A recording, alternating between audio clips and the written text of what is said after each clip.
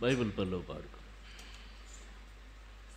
గ్రంథవాగ్దానంబులన్నీ నావే, ప్రతి అధ్యాయము వరుస వచనము, తన దివ్య ప్రేమ వాగ్దానంబులు. గ్రంథవాగ్దానంబులన్నీ నావే, గ్రంథవాగ్దానంబులన్నీ నావే, ప్రతి అధ్యాయము వరుస వచనము, తన దివ్య ప్రేమ వాగ్దానంబులు. గ్రంథవాగ్దానంబులన్నీ నావే.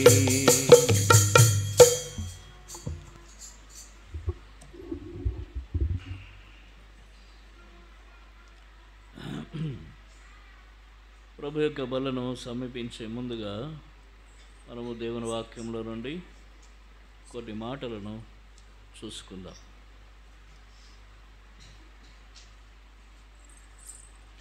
ఫిలిప్పీలకు రాసిన పత్రిక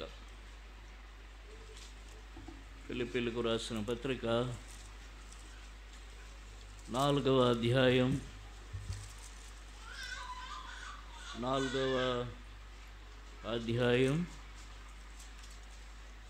6వ వచనం. ఫిలిప్పీలకు రాసిన పత్రిక 4వ అధ్యాయం 6వ వచనము కలిసి చదువుకుందాం.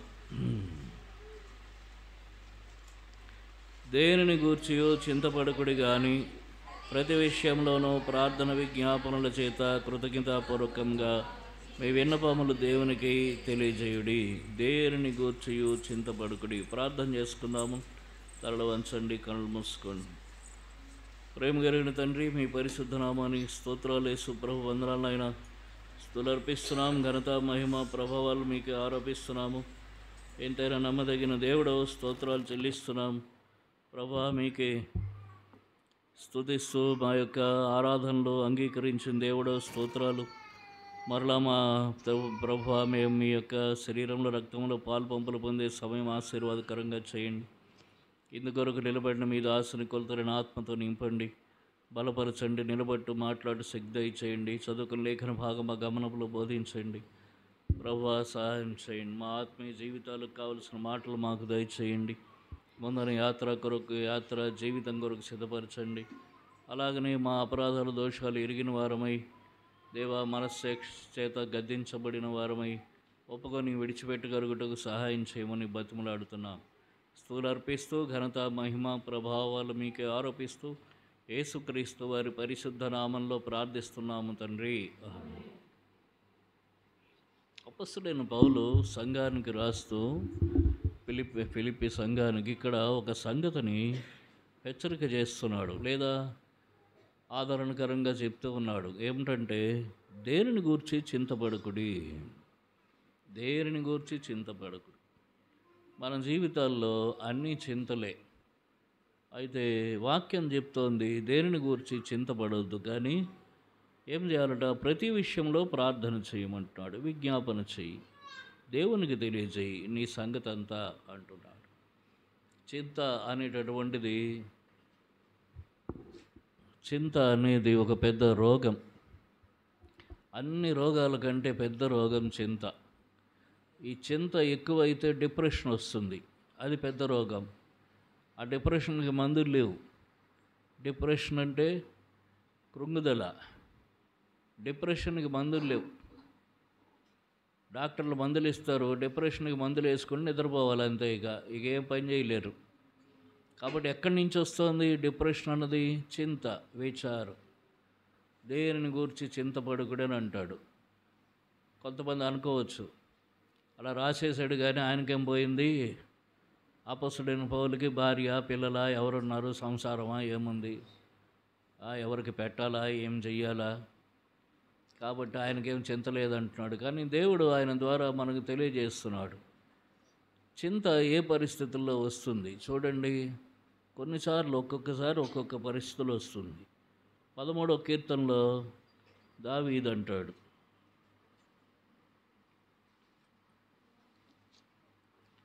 13వ కీర్తన 1-2 వచనాలు కలిసి చదువుకుందాం. ఒకటి రెండు వచనాలు కలిసి చదువు. యెహోవా, ఎన్నాళ్ళ వరకు నన్ను మర్చిపోదు? నిత్యం మరిచెదవా? నాకు ఎంతకాలం విముఖుడవై ఉందో? ఎంతవరకు నా మనస్సులో నేను చింతపడుదును?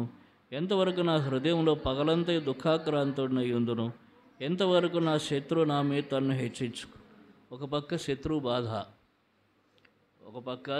బాధ, మరొక పక్క దేవుడు సహాయం చేయట్లేదు, లేదా దేవుడు మర్చిపోయినట్టుగా కనిపిస్తున్నట్ట, దేవుడు గుర్తుంచుకున్నట్టుగా అనిపించట్లేదు. కాబట్టి అంటాడు, ఎంతకాలం మర్చిపోతావు? ఏమన్నాడు? ఎంతకాలం మర్చిపోతావు? నిత్యం మర్చిపోతావా? నాకు ఎంతకాలం విముఖుడవై ఉందువు? నిజానికి దేవుడు దావీదుకు విముఖుడుగా ఉన్నాడా? లేడు. దావీదుతో కూడా ఉన్న దేవుడు. అయితే కొన్నిసార్లు దావీదు దగ్గర పనిచేయటం, దావీదు విషయంలో పనిచేయటం కొంచెం ఆలస్యం కావచ్చు. అందుకని ఏమన్నాడు? నువ్వు మర్చిపోయావు నన్ను అంటున్నాడు. నువ్వు నన్ను మర్చిపోయావు, నాకు విముఖుడు అంటే ముఖం తిప్పుకున్నవాడని అర్థం. నాకు విముఖుడుగా ఉన్నావు అంటే ముఖం తిప్పుకున్నావు. ఎంతకాలం నేను చింతాక్రాంతుడై ఉండాలి? ఎంతకాలం నేను చింతిస్తూ ఉండాలి? దుఃఖాక్రాంతుడిగా ఉండాలి? నా మనస్సులో నేను ఎంతకాలం చింతపడాలి? ఎంతవరకు హృదయంలో దుఃఖాక్రాంతుడిగా ఉండాలి?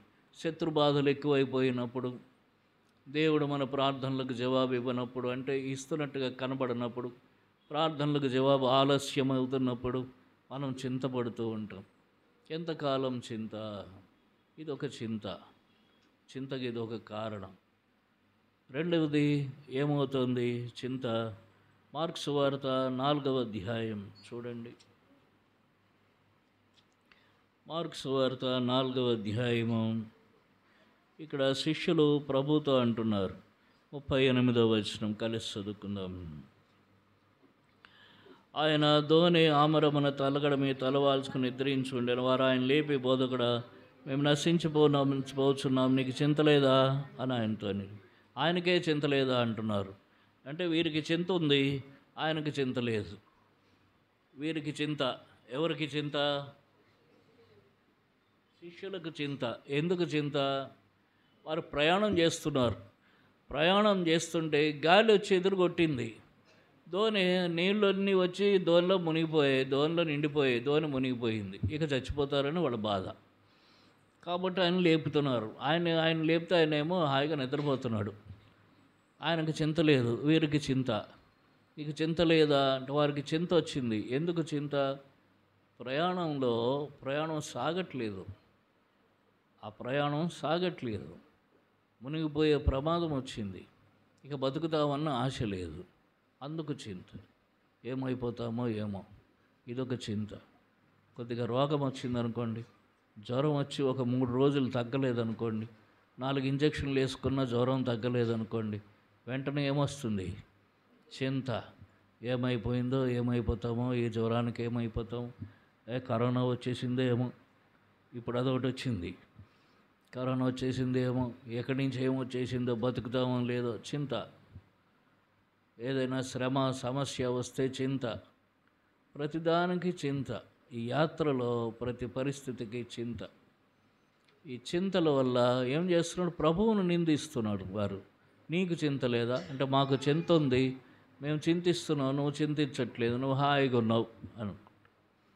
మేము చింతిస్తున్నావు, నువ్వు హాయిగా ఉన్నావు అంటున్నారు. కాబట్టి రెండవ గల కారణం చింతకి, మొదటి కారణం ఏమిటి? శత్రుబాధ. తర్వాత దేవుడు ప్రార్థనలకు జవాబు ఇవ్వలేదనేటటువంటి స్థితి. రెండవ కారణం ఏమిటి చింతకి? యాత్రలో ఎదురయ్యేటటువంటి విపరీతమైన పరిస్థితులు, యాత్రలో ఎదురైనటువంటి శ్రమలు, కష్టాలు, దుఃఖాలు, బాధలు, భయంకరమైన స్థితులు, తుఫానులు, గాలి తుఫానులు, వీటిల్లో చింత. మూడవదిగా చూడండి, ఇది మరి విచిత్రమైన చింత. ఏమిటంటే యోహాను సువార్త, లూకా సువార్త 10వ అధ్యాయం. లూకా సువార్త 10వ అధ్యాయం 40వ వచనం కలిసి చదువుకుందాం. 10:40. మార్త విస్తారమైన పని పెట్టుకున్నడు చే తొందరపడి ఆయన యుద్ధకు వచ్చి, ప్రభువా, నేను ఒంటరిగా పనిచేయటకు నా సహోదరి నన్ను విడిచిపెట్టినందున నీకు చింత లేదా? నాకు సహాయం చేయమని ఆమెతో చెప్పమని. ఆమెకు చింత ఏంటో? విస్తారమైన పనులు పెట్టుకుంది, దాంతో చింత. విస్తారమైన పనులు. ప్రభు అన్నాడు, మార్తా మార్తా నీవు ఏమిటి, మార్తా మార్తా నీవు అనేకమైన పనులను గూర్చి విచారం కలిగి తొందరపడుచున్నావు. అనేకమైన పనులను గూర్చిన చింత, విస్తారమైన పనులు, ఇవి చింతను తీసుకుని వస్తాయి. ఈ సమయంకి ఇచ్చేయాలి, ఇచ్చేయాలి, అది చేయాలి, అది చేయాలి, టైం లేదు, టైం లేదు, టైం లేదు అనుకుంటూ చింతిస్తూ ఉంటారు. టైం అయిపోతూ ఉంటుంది. చింతిస్తూ ఉంటే టైం అయిపోతుంది, పని చేస్తూ ఉంటే పని అయిపోతుంది. ఏ టైంకి ఆ టైం పని చేస్తుంటే పని అయిపోతుంది. చింతిస్తూ ఉంటే టైం అయిపోతుంది, పని జరగదు. కనుక చింత లేదా అంటే ఏమిటి చింత? విస్తారమైన పనుల వలన చింత, అంటే బాధ్యతల వలన చింత. ఆమె ఏం చేసింది? అనేకమైన పనులు పెట్టుకుంది. అక్కడ వాళ్ళందరినీ పిలిచింది. ఏదో ఒక రైసు సాంబార్ ఏదో వండి పెడితే సరిపోయి ఉండేది. వాళ్ళు ఏం వండుకుంటారు? ఏదో ఒకటి. భక్సింగ్ గారు చెప్పేవాట, రైస్ అండ్ రసం బెస్ట్ అనేవారట. అట్లాగే ఏదో ఒకటి సింపుల్ మీల్స్ వండితే బాగుండేది. విస్తారమైన పనులట, అంటే అనేకమైన ఐటమ్స్ పెట్టుకుంది. యేసుప్రభుని పిలిచాం కదా, నా తడాకా చూపించాలి, వాళ్ళు మొత్తం తినిపించాలా ఆయన చేత అని చెప్పి వండింది. వండుతుంటే సాయం చేసేవారు లేరు. ఇప్పుడు ఈమెకి చింత, ఇప్పుడు ఎట్లా చేస్తాను ఇదంతా? నా నెత్తిని పెట్టుకున్నాను. ఏదో బాధ్యతలన్నీ మన నెత్తిన ఉన్నట్టు, ఆకాశాన్ని మనమే మోస్తున్నట్టుగా ఫీల్ అయిపోతూ చింతపడిపోతుంటాం ఒక్కొక్కసారి. కుటుంబాన్నంతా నేనే పోషిస్తున్నాను అని అనుకుంటాం. ఎక్కడో ఏదైనా ఉద్యోగం చేసేవాళ్ళు కొంతమంది ఉంటారు. వాళ్ళు ఆ ఉద్యోగంలో ఆఫీస్ అంతటిని వాడే పోషిస్తున్నట్టు ఫీల్ అయిపోతూ ఉంటారు. అబ్బా అబ్బా ఇంకా చేయలేను, ఇంకా చేయలేను. అది డబ్బు తీసుకొని, జీతం తీసుకొని పని చేస్తాం. ఇప్పుడు చేయండి అంటే ఏదో ఏదో ఏదో మోసేస్తున్నాం మనం, ఏదో మోసేస్తున్నాం, ఏదో బరువు అని ఆ ఫీలింగ్తో చింత. అది నిజమైనది కాదు. అది మనం మోయవలసినదే మోస్తూ ఉన్నాం అంతే. మోయవలసిన దానికి మనకు జీతం వస్తుంది, రెమ్యునరేషన్ ఏదైతే అది వస్తుంది. కనుక ఇదంతా నేనే మోసేస్తున్నానన్న చింత, దాంతో చింత లేకపోతే ఎంత బరువైనా మోయదు. చింత ఉంటే ఏమవుతుంది? కృంగిపోతాడు, అది మోయలేరు. అందుకనే ప్రభు అన్నాడు, అనేక పనులు పెట్టుకొని తొందరపడి యాతన పడుతున్నావు. ఈ చింత మనకు తొందర, యాతన తీసుకుని వస్తుంది. ఇది మూడవది. ఇది మూడవ చింత. నాలుగవ చింత చూడండి. ఇవన్నీ చింతలు చూసాం. ఇప్పుడు 3 చూసాం. ఏంటేంటి చూసాం?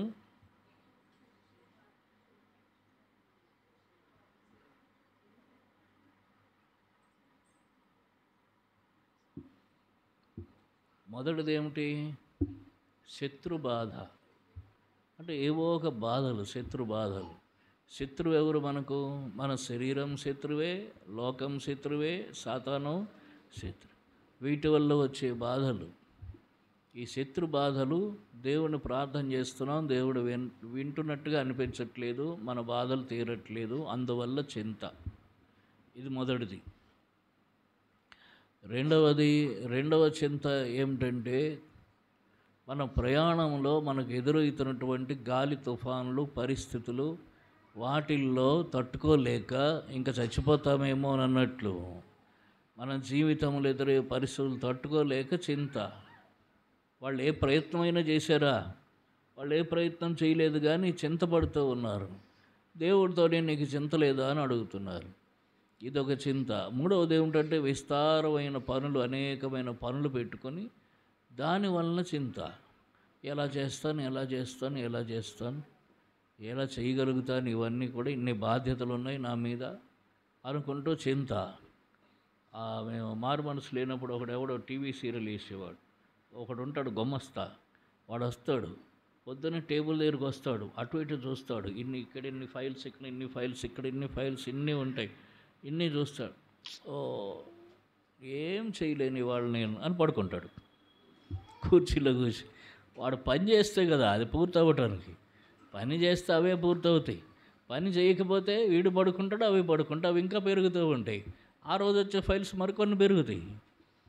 కాబట్టి ఏమిటి? పని చేస్తే చింత లేదు, పని చేయక చింత మనకి. లేకపోతే ఎక్కువ పనులు పెట్టుకోవద్దు. నీవు అనేకమైన పనులు పెట్టుకొని తొందరపడుతున్నావు.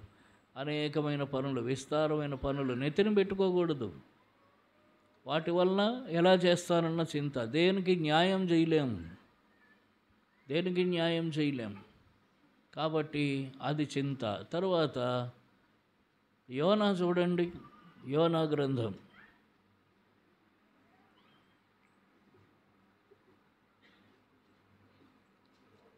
యోనా గ్రంథము 4వ అధ్యాయం 1వ వచనం. యోనా గ్రంథం 4వ అధ్యాయం 1వ వచనం. యోనా దీన్ని చూచి బహు చింతాక్రాంతుడై కోపగించుకొని, ఆయనకు కూడా చింత వచ్చిందిట. ఎందుకు చింత? బహు చింతాక్రాంతుడైపోయాడు. అవతల వాళ్ళు బాగుపడితే వీనికి చింత. యోనా చింత అంతా ఏమిటంటే, తాను అనుకున్నది జరగలేదు. ఎంత కష్టపడ్డానో, ఎక్కడో ఒప్పే నుంచి నీనేవే వరకు వచ్చాను. నేను నీనేవేకి వచ్చి ఇంత కష్టపడితే చేప కడుపులో కూడా పడ్డాను. అక్కడి నుంచి నీనేవేకి వచ్చాను. ఇంత నేను సువార్త చేశాను. సువార్త చేసి దేవుడు ఏమన్నాడు? ఇంకా 40 దినములకు నీకు దుర్గతి కలుగునని ప్రకటించమన్నాడు. 40 దినాలకు అందరూ చనిపోవాలి. వీడు ఒక్కడు చావలేదు. వీళ్ళేమో గోనెపట్ట కట్టేసుకున్నారు, ఉపవాసం ఉన్నారు, ప్రార్థన చేశారు. దేవుడు వీళ్ళని క్షమించేశాడు. చింతాక్రాంతుడయ్యాట. అంటే నేను అనుకున్నది జరగలేదు, నేను చెప్పిన జరగలేదు, నా మాట జరగలేదు. అది నా మాట జరగలేదు, అది చింత. చాలాసార్లు మనకి ఇళ్లల్లో ఇదే చింత. నా మాట జరగలేదు, అత్తగారి మాట జరగలేదు, అత్తగారికి చింత. కోడల మాట జరగలేదు, కోడలికి చింత. తల్లి కూతుర్లకు కూడా అంతే. నా మాట జరగలేదంటే నా మాట జరగలేదని చింత. భార్యాభర్తలకు అంతే. నా మాట జరగలేదు, నా మాట జరగలేదు, చింత. ఈయన ఎప్పటికి నా మాట వింటాడో ఏంటో, ఇంక ఈ జన్మకి నా మాట వినడం అని చింతిస్తూ ఉంటారు భార్యలు. భర్తలు కూడా అలాగ ఇది అంతే. ఇక ఒక ఆయన ఉండేవాడు, అది రాక్షసి అనేవాడు. ఒక మాస్టర్ ముసలాయన రిటైర్ అయిపోయాడు. నీ భార్య మారు మనసు పొందింది, అది రాక్షసి అనేవాడు. దానికి మారు మనసు వస్తుందా అనేవాడు. ఆయన చింత ఆయన. కాబట్టి భార్యాభర్తలు, ఎందుకంటే ఎవరు మాట జరగాలి, మాట జరగలేదు, చింత. అదొక చింత. నేను అనుకున్నది జరగాలి అంతే. దేవుని ఉద్దేశం జరగాలని అనుకోలేదు యోనా. కాబట్టి చింత ఎక్కడొస్తుంది? మనం అనుకున్నది జరగాలనుకున్నప్పుడు చింత. దేవుడు ఏది అనుకుంటున్నాడో అది జరగాలి అని అనుకుంటే మనకు చింత లేదు, మనం సంతోషంగా ఉంటాం. అందుకనే దావీదు అన్నాడు కీర్తన 40వ కీర్తన 8వ వచనంలో, దేవా నీ చిత్తం నెరవేర్చుట నాకు సంతోషము. ఎప్పుడు సంతోషం? దేవుని చిత్తం జరగాలి అనుకుంటే మనకు చింత ఉండదు, సంతోషం ఉంటుంది. దేవుని చిత్తం కాకుండా మన చిత్తం జరగాలి అనుకుంటే మనకు సంతోషం ఉండదు. ఎందుకంటే జరగదు. అది యోనా పరిస్థితి అదే. అది జరగలేదు, అది జరగదు. మన ఇష్టం జరగాలని అనుకోవటం జరగదు, దేవుని ఇష్టమే జరుగుతుంది. అప్పుడు చింత. దేవుడి ఇష్టం జరిగితే మనం దానికి లోబడాలి, లోబడితే సంతోషం, లేకపోతే చింత. అంత చింత. ఇది జరగలే, అది జరగలే. చింత వస్తే ఏమొస్తుంది? తొందరగా బీపీ పెరుగుతుంది. ఫస్ట్ బీపీ పెరిగితే అక్కగారు చెప్పినట్టు కోపం వస్తుంది, తలనొప్పి వస్తుంది, తల పగిలిపోతుంది. ఎందుకు పగిలిపోయింది తల? బీపీ పెరిగింది. బీపీ ఎందుకు పెరిగింది? చింత ఎక్కువైపోయింది. చింత ఎందుకు ఎక్కువైంది? మన ఇష్టం జరగలేదు, దేవుని ఇష్టం జరుగుతోంది, లేకపోతే వేరే వాళ్ళ ఇష్టం జరుగుతోంది. ఇదే మన బాధ అంతా. కాబట్టి ఎవరికి లేదు చింత ఇక్కడ? నాకు చింత లేదని చెప్పేవాళ్ళు చెయ్యొద్దండి. నాకు చింత లేనే లేదు, ఏ చింత లేదన్న వాళ్ళు ఉన్నారా? ఎవరు లేరు. చూసారా? దేనిని గూర్చి చింతపడకుడి అందుకు రాశాడు అన్నమాట. ఇప్పుడు ఆ వాక్యం ఎవరి కోసం రాసినట్టు? అందరి కోసం రాశాడు. ఇప్పుడు కాదు, యుగాలు అప్పుడు ఆ 2000 సంవత్సరాలు అప్పటి నుంచి ఇంకా ముందుకు బతికున్నంతకాలం, భూమి ఉన్నంతకాలం అందరి కోసం రాయబడిన మాట. దేనిని గూర్చి చింతపడకుడి, దేనిని గూర్చి కూడా చింతపడద్దు. శత్రుభయమా? చింతపడద్దు. యాత్రలో ఇబ్బందులా? చింతపడద్దు. తర్వాత విస్తారమైన పనులా? చింతపడద్దు. నీ మాట జరగట్లేదా? నీ చిత్తం నెరవేరట్లేదా? నీ ఇష్టం నెరవేరట్లేదా? చింతపడద్దు.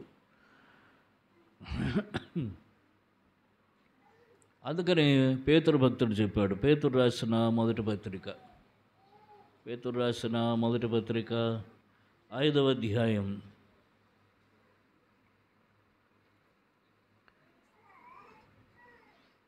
6-7 వచనాలు కలిసి చదువుకుందాం. 6-7 వచనం. దేవుడు తగిన సమయమందు మిమ్మల్ని హెచ్చించున్నట్లు ఆయన బలిష్టమైన చేతి క్రింద దీన మనస్కులై ఉండడు. ఆయన మిమ్మల్ని గూర్చి చింతించున్నాడు గనక మీ చింత యావత్తు ఆయన మీద వేయుడి. ఆయన మిమ్మల్ని గూర్చి చింతించున్నాడు గనక మీ చింత యావత్తు ఆయన మీద వేయండి. మీ చింత యావత్తు ఆయన మీద వేయాల. ఆయన మిమ్మల్ని గురించి చింతిస్తున్నట్టు అంటే మనకి ఏం మేలు చేయాలి, మన శత్రు బాధలు ఎట్లా తీసేయాలి, మన ఇబ్బందులన్నీ మన సమస్యలన్నీ ఎట్లా పరిష్కరించాలి, మనకి ఎట్లా నెమ్మది ఇవ్వాలి, మన పనులు ఎట్లా ఆయన నీ పనుల భారము యెహోవా మీద ఉంచుము. ఎక్కడుంది అది? అప్పుడు నీ ఉద్దేశములు సఫలమగును. 3 సామెతల గ్రంథం 3వ అధ్యాయమా చూడండి.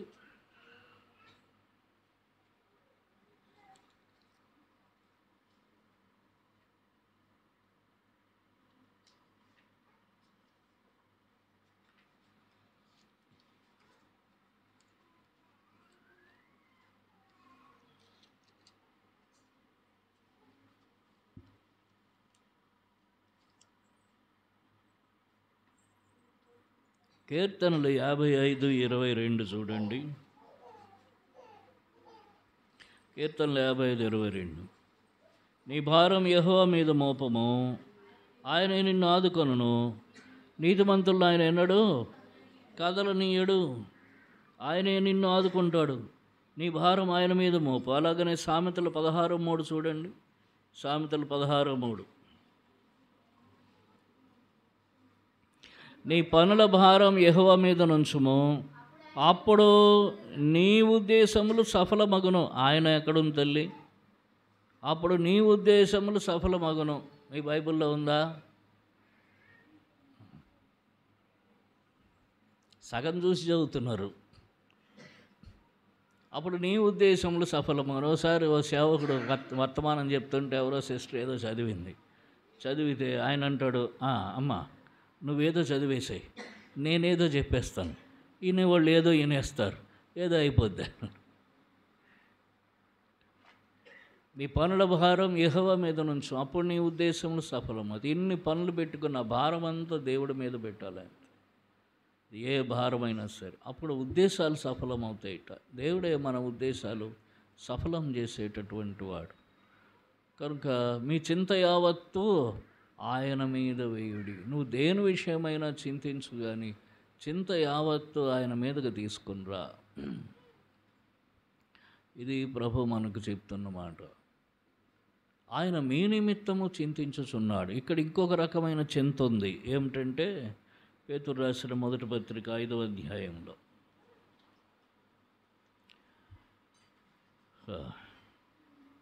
6వ వచనం. దేవుడు తగిన సమయమందు మిమ్మల్ని హెచ్చించున్నట్లు అని అంటే హెచ్చింపబడాలన్న చింత. హెచ్చింపబడాలి, గొప్పవారం అయిపోవాలి. ఉన్న పాటను మనం డబ్బున్న వాళ్ళం అయిపోవాలి. రాత్రికి రాత్రి ఒక బిల్డింగ్ వచ్చేయాలా, కారు వచ్చేయాలా, ఇంకా అవి వచ్చేయాలి, ఇవి వచ్చేయాలి, అన్నీ రాత్రికి రాత్రి గొప్పవాళ్ళం అయిపోవాలి. ఎక్కడైనా అవుతుందా? గొప్పవారు కావడానికి కష్టపడితే ఒక జీవితకాలం పడుతుంది. 1 life time if you work hard. అంతే. If you work hard it will take 1 life time. కాబట్టి గొప్పవారు కావాలంటే, టు బికమ్ గ్రేట్, గొప్పవారు కావాలంటే కష్టపడాలి. చిన్నప్పటి నుంచి కష్టపడాలి. పిల్లలుగా ఉన్నప్పుడు చదవడంలో కష్టపడాలి. పెద్దవాళ్ళు అయిన తర్వాత ఉద్యోగంలో, వ్యాపారంలో కష్టపడాలి. అన్నిట్లో కష్టపడితే గొప్పవాళ్ళు అవుతారు. ఏమీ లేకుండా రీల్స్, ఆ తర్వాత ఏముంటవి షార్ట్స్, అవి ఇవి అన్నీ చూసుకుంటూ కూర్చుని నేను గొప్పవాడిని అయిపోవాలంటే ఎవరు గొప్పవాళ్ళు అయిపోతారు? ఎవరు గొప్పవాళ్ళు కాలేరు. చదువులో కానీ, లేకపోతే ఉద్యోగాల్లో కానీ, వ్యాపారాల్లో కానీ కష్టపడాలి. రాత్రి పగలు గొప్పవారు అవుతారు. తగిన సమయమును మిమ్మల్ని హెచ్చించున్నట్లు.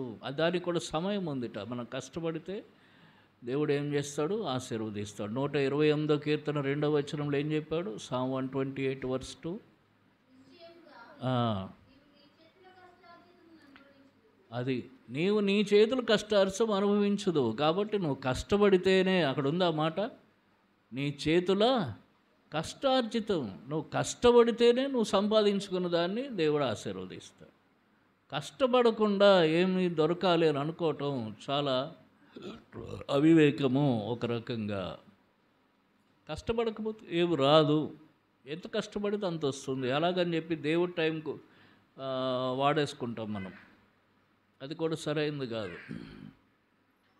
కనుక ఇక్కడ హెచ్చింపు తగిన సమయంలో, అప్పుడు కూడా ఏం చేస్తాడు? తగిన సమయంలో హెచ్చిస్తాడు.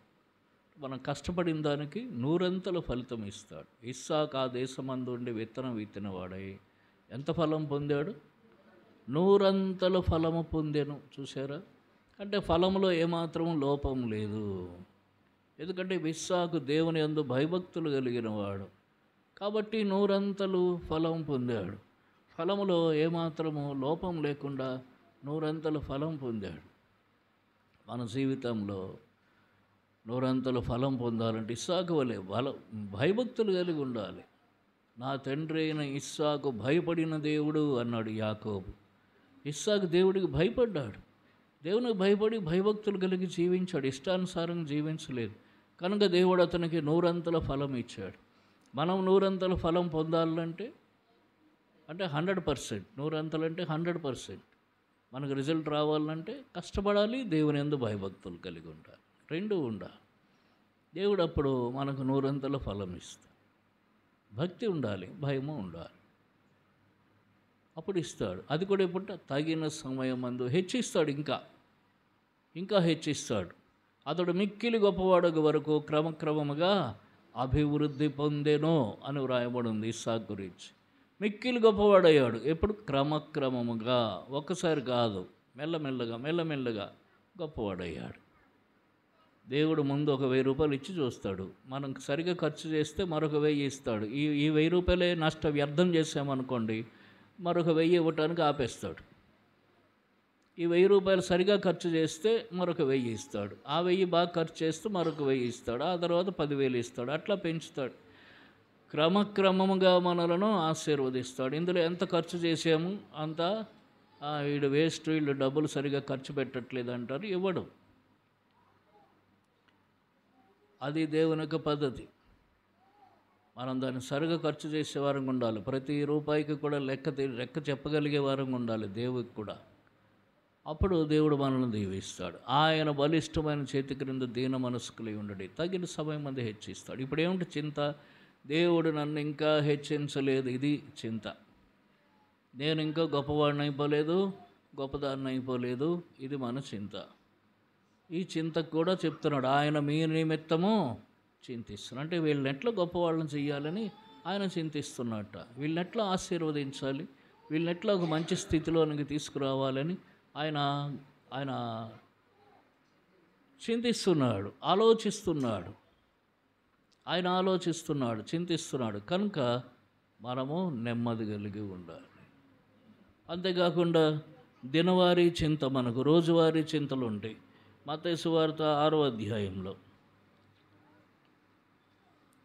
మత్తయి సువార్త 6వ అధ్యాయంలో ప్రభు చెప్పింది చూడండి, 31వ వచనం.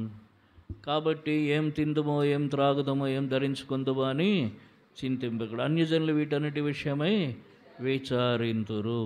కాబట్టి మన చింత దేనికోసమట? ఏం తింటాం, ఏం త్రాగుతాం, ఏం కట్టుకుంటాం. తర్వాత 27వ వచనం చూడండి, మత్తయి సువార్త 6:27, మాథ్యూ 6:27. మీలో ఎవడు చింతించడం వలన తన ఎత్తు మోరడెక్కువ చేసుకొనగలడు. కాబట్టి చింతించాము నిజమే, ఎత్తు మోరడెక్కువ చేసుకుంటావా అంటే ఏది కూడా మనం చింతించడం వల్ల చేసుకోలేం. దేవుడే తగిన సమయంలో మనకు సహాయం చేయాలి. కనుకనే వాక్యం చెప్తోంది, దేని విషయమై మీరు చింతింపకుడి కానీ ప్రతి విషయంలోనూ కృతజ్ఞతాపూర్వకంగా మీ ప్రార్థన విజ్ఞాపనలను దేవుని యొద్దకు తీసుకుని రండి.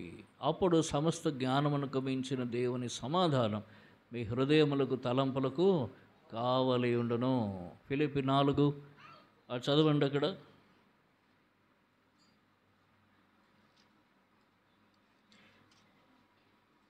ఫిలిప్పి 4 దేనిని గూర్చియు ఉమ్, చింతపడకుడి గాని ఆ, ప్రతి విషయములోను ఉమ్, ప్రార్థన విజ్ఞాపనల చేత కృతజ్ఞతాపూర్వకముగా మీ విన్నపములు దేవునికి తెలియజేయుడి.